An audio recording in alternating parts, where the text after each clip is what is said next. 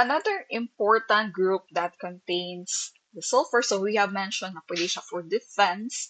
So for example of this, in plants like your onion and garlic, so the family of your allium, these compounds are stable so long as the plant tissue remains intact. So kung magluto ta, for example, imagine nagluto mo karon kay kamo man ang mag-assign to cook your breakfast. So let's say nagluto mo itlog. So naadyo mga tao they prefer itlog na naay onion or garlic. So kana siya.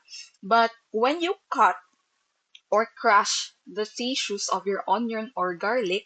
So, for example, we have a garlic. So, an enzyme called alinase. So, enzymes are proteins. This is released. And the alinase reacts with the cysteine sulfoxide, or we call this the allene.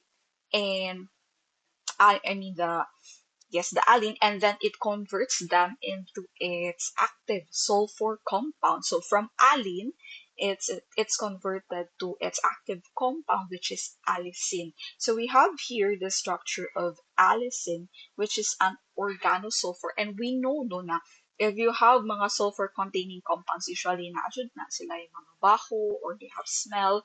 So this allicin has a strong smell and exhibits antimicrobial and often anti-herbivore properties para dili siya kaunon sa mga animals. So kani siya defensive siya nga mechanism for our plants.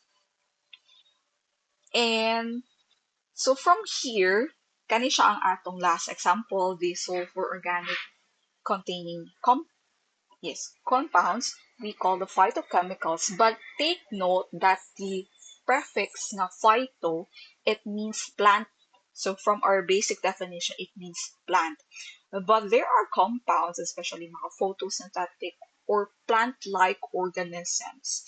And we can also find this phytochemical. So later on, we'll be exploring this.